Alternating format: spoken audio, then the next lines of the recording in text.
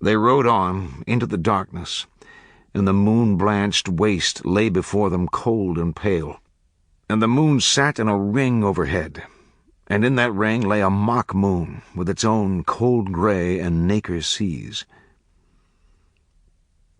They made camp on a low bench of land where walls of dry aggregate marked an old river course, and they struck up a fire about which they sat in silence, the eyes of the dog and of the idiot and certain other men glowing red as coals in their heads where they turned. The flames soared in the wind, and the embers paled and deepened and paled and deepened like the blood-beat of some living thing eviscerate upon the ground before them. And they watched the fire, which does contain within it something of men themselves, inasmuch as they are less without it, and are divided from their origins, and are exiles. For each fire is all fires, the first fire, and the last ever to be. By and by the judge rose and moved away on some obscure mission, and after a while someone asked the ex-priest if it were true that at one time there had been 2 moons in the sky, and the ex-priest eyed the false moon above them and said that it may well have been so.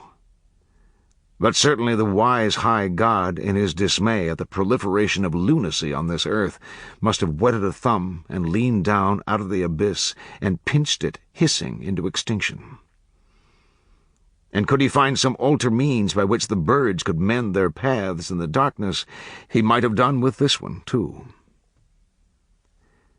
The question was then put as to whether there were on Mars or other planets in the void men or creatures like them.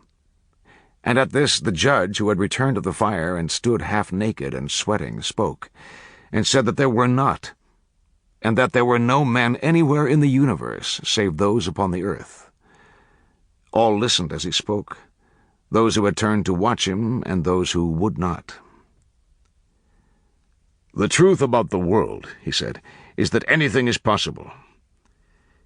Had you not seen it all from birth and thereby bled it of its strangeness, it would appear to you for what it is, a hat trick in a medicine show, a fevered dream, a trance bepopulate with chimeras, having neither analogue nor precedent, an itinerant carnival, a migratory tent show, whose ultimate destination, after many a pitch in many a muddied field, is unspeakable and calamitous beyond reckoning.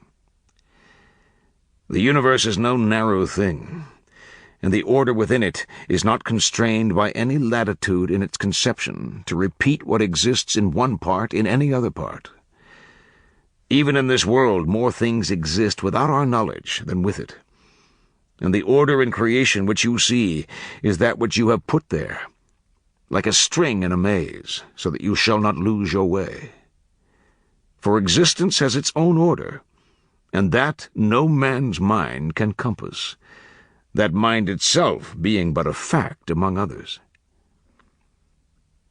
Brown spat into the fire. "That's some more of your craziness," he said. The judge smiled. He placed the palms of his hands upon his chest and breathed the night air, and he stepped closer and squatted and held up one hand. He turned that hand, and there was a gold coin between his fingers. "Where is the coin, Davy?" "I'll notify you where to put the coin." The judge swung his hand, and the coin winked overhead in the firelight. It must have been fastened to some subtle lead, horsehair perhaps, for it circled the fire and returned to the judge, and he caught it in his hand and smiled. "The arc of circling bodies is determined by the length of their tether," said the judge. "Moons, coins, men." His hands moved as if he were pulling something from one fist in a series of elongations. "Watch the coin, Davy," he said.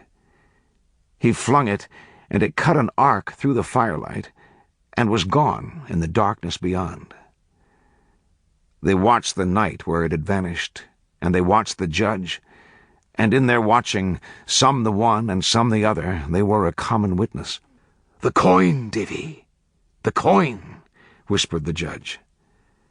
He sat erect and raised his hand and smiled around. The coin returned back out of the night and crossed the fire with a faint, high droning, and the judge's raised hand was empty, and then it held the coin. There was a light slap, and it held the coin. Even so, some claimed that he had thrown the coin away and palmed another like it, and made the sound with his tongue. For he was himself a cunning old malabarista, and he said himself as he put the coin away what all men knew, that there are coins and false coins. In the morning some did walk over the ground where the coin had gone, but if any man found it, he kept it to himself. And with sunrise they were mounted and riding again.